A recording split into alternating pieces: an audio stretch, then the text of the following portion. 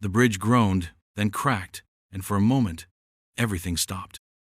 I watched from the ridge as Karen screamed, scrambling backward in her heels, while the gleaming new HOA footbridge collapsed into my creek like a slow-motion disaster movie. The board had just finished cutting the ribbon. Now their vanity project was sinking into the mud they swore didn't exist. Freeze frame. Yep, that's me.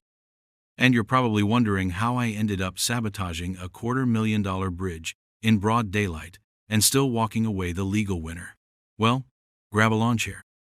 Because this story starts with land theft, ends in federal court, and has a little structural sabotage sprinkled in the middle. Let's rewind. When I first bought the land, it was peace I was after. Real, rural peace. The kind you can taste in the morning fog and feel in the quiet hum of frogs at dusk. My stretch of property sat right outside the city limits, just far enough from the noise and nonsense, but close enough that I could get gas and groceries without a whole expedition. It was 3 acres of untamed charm, a moss-covered creek running the length of the western boundary, old oaks lining the ridge like watchful sentries, and a patch of stubborn prairie grass I swore I'd never mow. I thought I'd finally outrun the HOA madness I'd dealt with in the suburbs. That illusion lasted exactly 6 weeks. I first met Karen Reynolds on a Thursday afternoon, right as I was unloading fence posts from the back of my truck. Blonde, crisp-collared sunglasses perched on her head like a crown. She waved like we were already neighbors and marched across the property line without so much as a pause. "Hi there," she called out. "You must be the new owner of Parcel 14B. I'm Karen, HOA president for Willow Ridge Meadows, just on the other side of the creek." I nodded politely, already regretting not pretending I was deaf. She smiled the way salespeople do before they upsell you on a warranty you don't need. "We're really excited about the bridge project. This little waterway will be such a charming crossing point for our community path system. Connects the east and west cul-de-sacs beautifully. We'll have construction markers placed by the end of the week. Shouldn't be disruptive, but I wanted to extend the courtesy of letting you know." I blinked. "I'm sorry. What bridge?"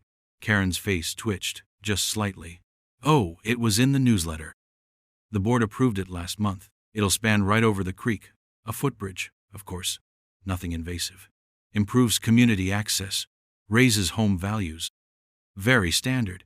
I dropped the post-hole digger mid-sentence. "Karen, that creek's on my property. Every inch of it." Her smile barely faltered. "Oh, I think there's some confusion. Our legal maps show a public access easement running adjacent to the stream." "Adjacent isn't across," I said.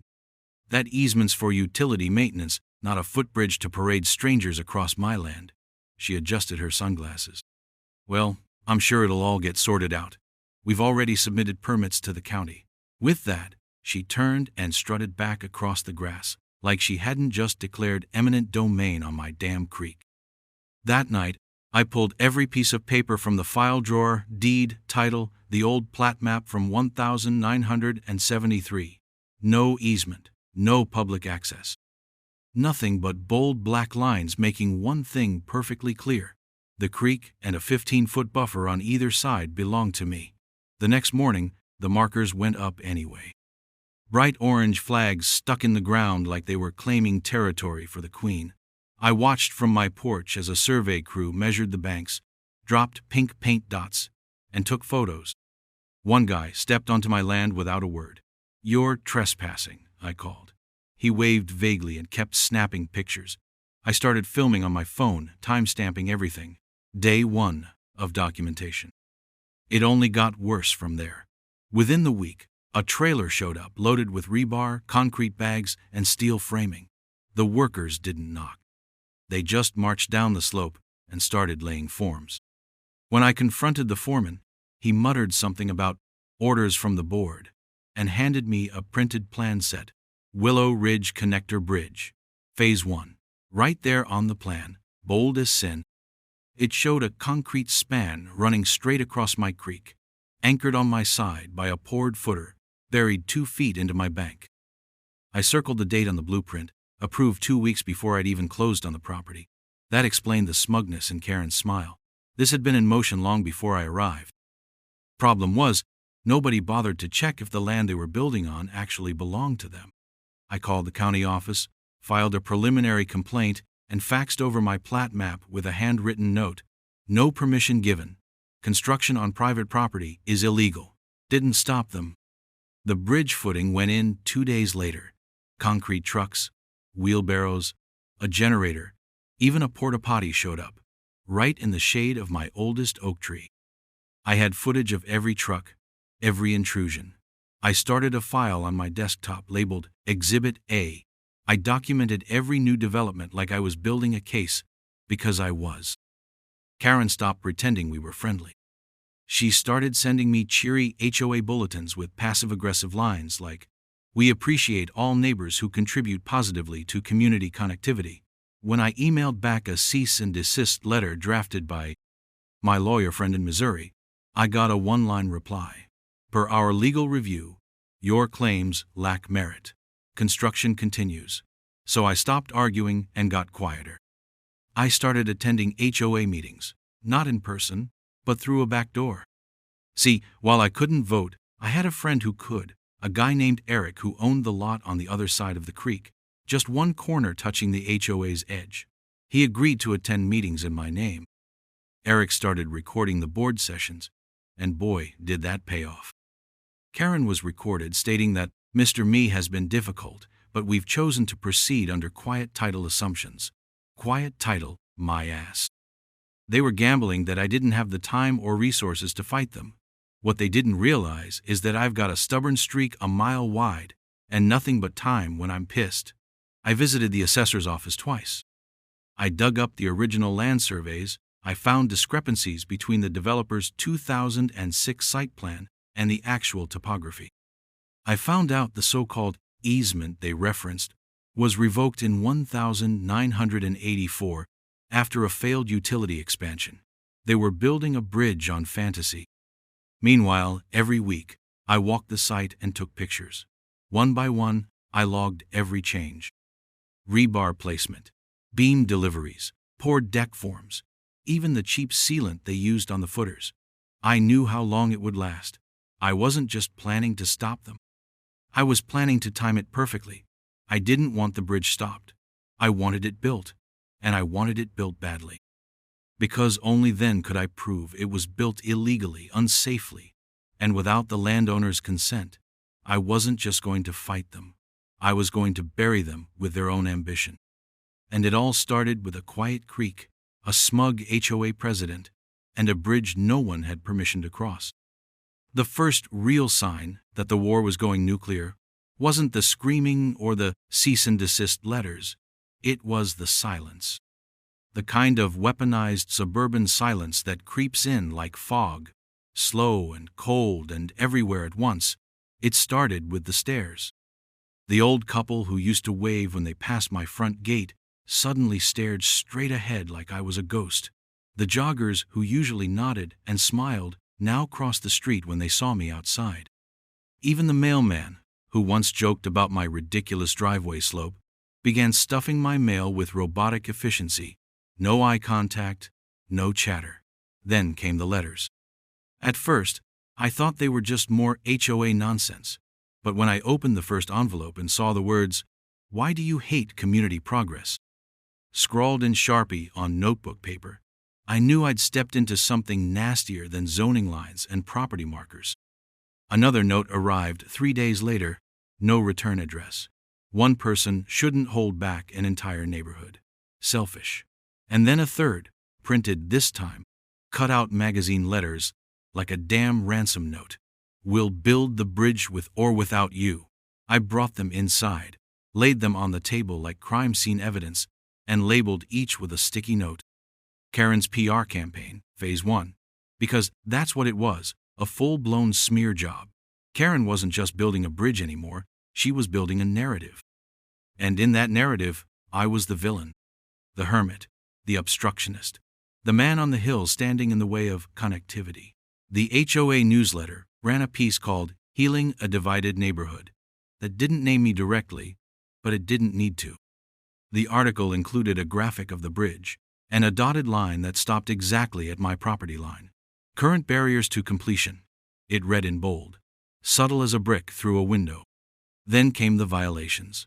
Bright orange notices started showing up on my gate every other day like they were breeding. One accused me of having uncut grass above the community standard, never mind that I'd mowed the day before and had time-stamped footage to prove it. Another cited my split-rail fence as hazardously aged, even though it had passed county inspection just 2 months earlier. A third warned of standing water, claiming mosquito risk, a puddle, no larger than a dinner plate, from where my hose had leaked during irrigation. They were clearly retaliatory. Sloppy, desperate, but aggressive. I scanned everyone, logged them into my file, and added a new folder, HOA violation harassment. It was time to turn the volume up on my own surveillance. I installed 2 new trail cams, pointed at the bridge construction area, one on the far tree line where the work crew liked to stash materials, and one mounted under the eave of my barn with a wide-angle lens. I set them to record on motion triggers, 24/7. And just like I suspected, the footage started getting interesting real fast. First, I caught them dumping concrete footings on my side of the creek. No permits posted, no inspectors present, just 2 guys with a skid loader and a whole lot of audacity, digging into my embankment and pouring in quickset mix like it was their God-given right.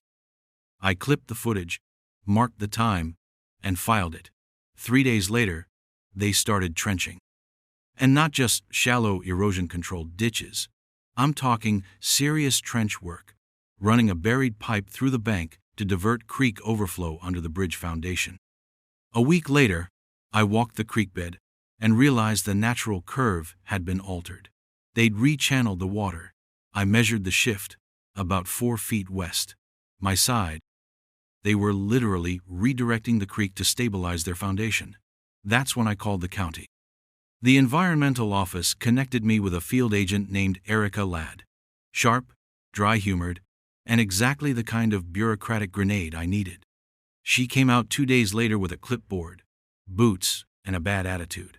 They filed nothing, she told me after 15 minutes of pacing the creek's edge, no hydrology report, no soil displacement assessment, and absolutely no watershed alteration permits. This is a Class C infraction minimum, maybe higher depending on the flow displacement. She flipped a page and tapped her pen against the form. You know what this means, right? I nodded. Oh, I know. They're screwed, but they don't know it yet. Erica filed her report. I followed it up with my own formal cease and desist letter, citing the violations, attaching photos and timestamps, and CCing the county clerk, the zoning board, and the Environmental Commission for good measure. I even had it hand-delivered to the HOA office, where a poor intern signed for it like she was accepting a nuclear bomb. Karen's response? She added a new bullet point to the next HOA meeting agenda, addressing misinformation and obstruction regarding the community bridge project. And the bridge work didn't stop. In fact, it accelerated. That's when I realized they were trying to finish it before the paperwork caught up. Build it fast, clean it up later. Same playbook developers use when they know they're on borrowed time. So I changed my approach. I stopped fighting by their rules. They wanted a legal war, sure, but they didn't realize I'd been playing chess while they were still arguing over monopoly tokens. I printed signs and posted them along my side of the creek. Private property. Unauthorized construction in violation of County Code 16.7c.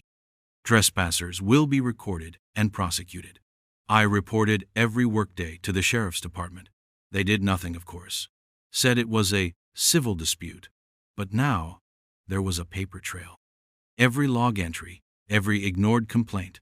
I planted orange survey flags at the true boundary line, each one staked into the ground and marked with my parcel number and GPS coordinates.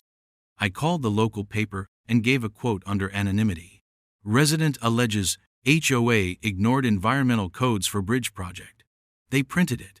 Karen freaked. But the moment I knew the tide was turning came from an unexpected source. The new guy, Steve, moved in 2 weeks ago. Young family, golden retriever, the whole catalog cover image.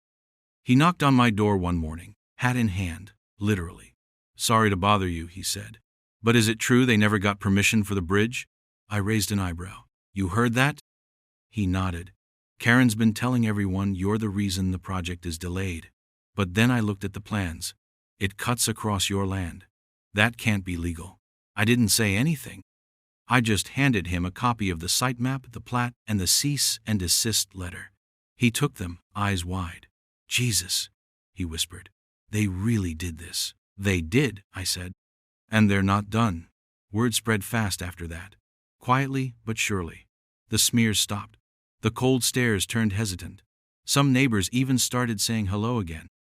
Karen had overplayed her hand. The bridge was turning from a point of pride to a potential lawsuit, and all I had to do now was wait and make sure when it all came crashing down, I had the receipts. Because this wasn't just about a footbridge anymore. This was about every rule Karen had broken to build it, every lie she told to protect it, and every quiet neighbor who finally saw the cracks in her perfect pastel-colored HOA kingdom.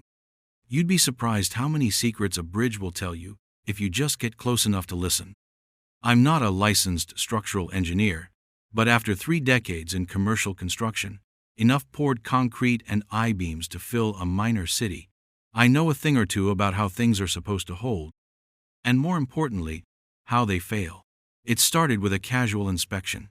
I say casual, but I was wearing steel-toe boots, a reflective vest I dug out of storage, and carried a clipboard with a red sticker on it that just said, Site Observation, Property Owner. No one asked what agency I was with. They just assumed I was someone they should probably not piss off. I walked the length of that cursed bridge in progress twice. Slow, deliberate steps, counting bolts, measuring beam spans, checking rebar spacing with a pocket ruler. The crew mostly ignored me, probably assuming I was some low-level inspector with too much time on his hands. One guy even offered me a bottle of water. Nice kid. I noted the misalignments right away. Cheap formwork, reused plywood in some places, uneven expansion gaps, and, my personal favorite, a gap between the eastern support pad and the actual deck that had been shimmed with crushed gravel and rebar cutoffs. They'd done this fast, sloppy, and out of sequence. My guess? Pressure from the HOA board to finish before any legal injunctions came down. Their arrogance had finally outpaced their shortcuts, but the golden goose was hiding right underneath the southern footing. That's where I spotted the real gift. A support brace that had been jury-rigged into the side slope using a steel anchor plate, not rated for exterior erosion zones. It was half buried in what used to be stable soil, but now sat on a washed-out slope, thanks to the trench they dug to reroute my creek. The pipe they'd installed was sagging, already buckling under a week of spring storms. I didn't have to guess what would happen next. I could practically see the future. So I did what any reasonable man does when he knows the weather, the gravity, and the stupidity are all on his side. I flagged it. I filed a formal letter to the HOA's construction liaison, stating that as the owner of the land beneath the southern footing, I had conducted a visual inspection and found evidence of substandard support and risk of foundation compromise due to accelerated erosion. I kicked the county environmental inspector, Karen, and a handful of board members. The response? An unsigned letter 2 days later from the HOA's legal team stating, Your concerns have been noted. Independent engineers retained by the Willow Ridge Meadows HOA have confirmed the structural integrity of the bridge as designed. Further interference with construction will be considered obstruction. Obstruction. Cute. I printed the letter, added it to my growing stack of exhibits, and went back to the bridge at night with gloves. Now, let me be clear. I didn't destroy anything. I didn't even touch the load-bearing columns. That's what makes this fun. It wasn't sabotage. It was subtraction. All I did was remove a single stabilizing wedge someone had lazily shoved beneath a temporary column brace, a chunk of wood, not rated for compression, wedged there just until they poured the final grout, which, according to my inspection notes, they never actually did. I took that wedge. That's it. No cutting, no hammering, no explosions. Just one little piece of dry pine, aged with time and water damage, crumbling in my hand as I pocketed it and walked away into the fog. From there, it was only a matter of waiting. Nature, that lovely old conspirator, did the rest. That week, we got hammered with rain. Not a thunderstorm, not a flash flood, just steady, miserable, soaking rain. Every day for 6 days. The kind of rain that makes your bones ache. The kind of rain that seeps into your subfloor and settles in your crawl space and gently, methodically, erodes the confidence of any man who says, "It'll be fine." And then came the grand opening. I got the invite, everyone did. Glossy postcards left in mailboxes, stapled to community corkboards, emailed with a pastel banner. Ribbon-cutting ceremony for the Willow Ridge Community Footbridge.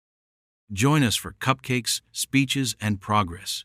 Karen even posted a video message in the neighborhood Facebook group, wearing her HOA badge like a sheriff's star. "We're proud to complete this project ahead of schedule and under budget," she beamed. "This is about connection, unity, community values." If only she'd known what was coming. I showed up early, brought a thermos of coffee and a folding chair, and parked it about 20 yards away from the southern slope, just inside the tree line. Didn't say a word to anyone. Just watched. A local news guy was there, small-time affiliate. Probably promised a scoop. A drone buzzed overhead, capturing wide shots of the pristine white bridge, with its decorative rails and planter boxes zip-tied to the handrails. I saw Karen in a blue blazer, flanked by 3 board members, Greg, Susan, and Fred. Fred was the one who always asked if I really needed so many trees on my property. They gathered at the foot of the bridge, while a crowd of about 40 residents stood behind them, phones out, umbrellas up, kids in tow. Rain had let up that morning, sun peeking through just enough to make everyone feel like it was meant to be. Greg handed Karen the oversized scissors. She raised them with theatrical flair and said, "Today, we cross into the future. Together." Click. The ribbon fell. Cheers erupted. And the board members, all 4, stepped onto the bridge. I could see the shift before they did. The southern footing dipped half an inch the moment they moved past center. You wouldn't notice it unless you were watching closely. But I was. A faint cracking sound followed. Not the snap of wood. This was deeper, older. The sound of concrete groaning against soil that had given up trying to hold it. Then came the real noise, a deep, wet crunch, followed by a lurch that dropped the whole south end of the bridge by a foot. Screams. Chaos. People scattered. Greg fell backwards, skinned his elbow. Susan grabbed the railing just in time to avoid a full swan dive into the mud.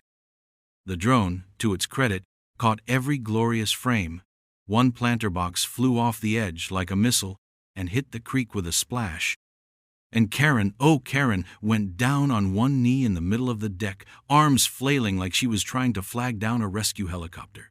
Her hair was soaked, her blazer streaked with mud, her face pure, shrieking confusion, the kind that only appears when reality contradicts the story you've sold so hard for so long.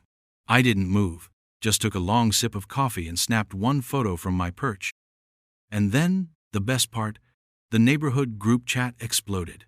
Videos from every angle, slow-mo replays, memes. Someone slapped "We built this city" over a montage of Karen slipping. Within an hour, there was a gif of Greg falling with the caption, "Bridge too far, Greg." Karen's face was in 15 different group threads by sunset. A new Facebook group popped up that night. The Collapse of Willow Ridge. Fails and funnies.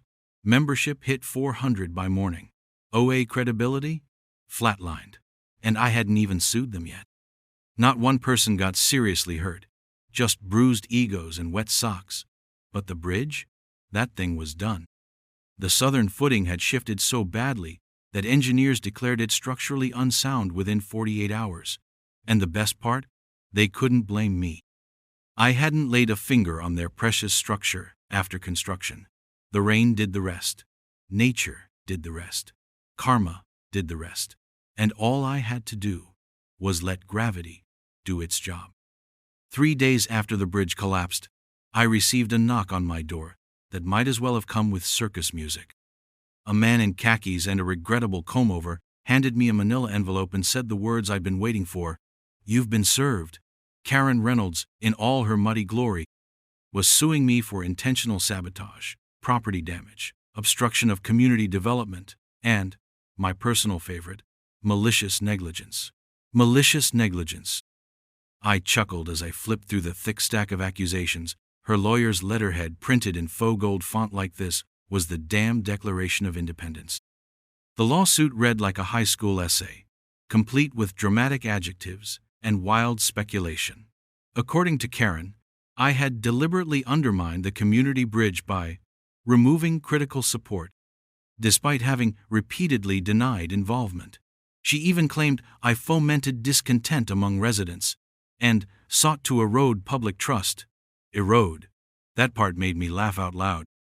What she didn't know, and what her lawyer would soon deeply regret, was that I had prepared for this day like a man preparing for battle. While Karen was busy playing HOA Empress and posing for ribbon cuttings, I'd been documenting every inch of her kingdom's rot.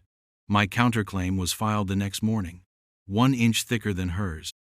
Titled in bold, Countersuit for Trespass, Unlawful Construction, Defamation, and Fraudulent Misrepresentation.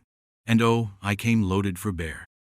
Attached were 24 time-stamped videos, drone footage from my buddy Greg, who now owed me a favor since I'd helped him extract a possum from his attic, 5 certified land surveys, including the original 1973 plat map, 2 independent engineering reports confirming structural failure due to improper footing installation, and, the crown jewel, a packet of internal HOA emails anonymously forwarded to me from a concerned board member with no name but a very distinctive writing style. These emails revealed Karen had pressured the board to skip inspections, fast-track construction to avoid new environmental regulations, and, in one glorious line, wrote, "Once the bridge is finished, he won't have a legal leg to stand on. It'll be a done deal." That sentence would become my attorney's favorite exhibit in the entire trial. We scheduled court. And then, I let the fuse burn. Karen tried to rally the troops online, posting half-baked statements in the Willow Ridge Facebook group like, "Some people just don't understand community values," and "One selfish neighbor can't stop our vision for progress." But the comments weren't going her way anymore. After the bridge collapse, after the Facebook memes, and after the HOA increased everyone's dues to offset emergency repair costs, the neighborhood was no longer clapping for their queen. The court date finally arrived, and the moment I stepped into that courtroom, everything went quiet. Karen was seated at the plaintiff's table in a navy blue pantsuit that looked one size too tight for the pressure she was under. Her lawyer, a man who kept adjusting his tie like it was trying to choke him, glanced nervously between her and the judge. My counsel, a no-nonsense woman named Dana Fields, carried herself like she was already bored of winning. We opened with footage. Exhibit A, Karen's bridge collapsing in glorious 1008 from 6 different angles. Exhibit B, the same bridge being built directly on my private property, with a close-up of the survey stakes I'd planted and clearly labeled with parcel numbers. The judge paused playback and leaned over his bench. "This is your land?" "Yes, Your Honor. And here's the original plat map from 1973 and a certified GPS overlay from last year confirming it." Karen's lawyer objected. The HOA was operating under the assumption of a shared easement. "Assumption?" Dana repeated flatly. "Assumptions don't hold up in court, counselor. Deeds do." Then came the emails. Karen's own words, projected on a screen like a PowerPoint from hell. "Fast track it before he files anything. We'll adjust the maps if necessary. It's not trespassing if we own the narrative." The judge raised an eyebrow. "Did the HOA knowingly falsify or ignore legal land boundaries?" Dana smiled. "We believe the next exhibit will answer that." Exhibit C, the altered community improvement plan submitted to the county, with erased easement notations and digitally shifted parcel lines. The judge took off his glasses. "This alone could warrant criminal charges," Karen squirmed. Her lawyer whispered furiously. I didn't hear what he said, but the sweat on his forehead was starting to form its own ecosystem. Then came the financials. Exhibit D, contractor invoices paid to Pinespan Development, a newly formed LLC, with no online presence and a registered address matching Karen's cousin's law office. payments totaling $237,000 for emergency materials, and accelerated construction labor. My accountant broke it down. Inflated costs, no competitive bids, and zero insurance coverage listed. So, the judge said, rubbing his temples, the HOA approved a major construction project on private land, used community funds to pay a shell company tied to the board president's family, and failed to file any permits with the zoning or environmental board? Correct, Your Honor. Dana handed him one final folder. Here's the county inspector's report confirming they violated at least 4 environmental codes related to waterway alteration, soil erosion, and protected creek buffers. Do you have any record of the HOA contacting the property owner for permission? No, Your Honor. Karen tried to speak. Her lawyer stopped her. For a moment, the courtroom felt like church, the kind of silence reserved for funerals and hard truths. The judge leaned forward. Miss Reynolds, it's my opinion that you and your board acted recklessly, illegally, and with clear intent to bypass proper channels in pursuit of a project that not only endangered your neighbor's safety, but also violated the fundamental rights of the defendant. I find in favor of Mr. Me, and I'm awarding him full damages, legal fees, and an injunction permanently halting any future construction on or through his property. You could have heard a pin drop. Then the judge added, almost as an afterthought, and I'm referring this case to the district attorney for further investigation into misappropriation of funds. Karen's jaw hung open. Her lawyer sat back like he'd just been hit by a truck full of paperwork. Over the next month, it all unraveled. The entire HOA board resigned, one by one, their little kingdom crumbling with each press release. The newsletter went silent. The bridge was cordoned off with caution tape and eventually dismantled by county order. Karen? She sold her home to cover the settlement. I got a check large enough to cover my legal bills, replace the creek bank erosion, and take a well-earned vacation to Alaska. But before I did, I made one final improvement to the property. Right where the bridge footing used to be, just past the edge of my oak tree line, I drove in 2 solid posts and hung a hand-carved wooden sign between them. It read, "Private property, structural integrity guaranteed."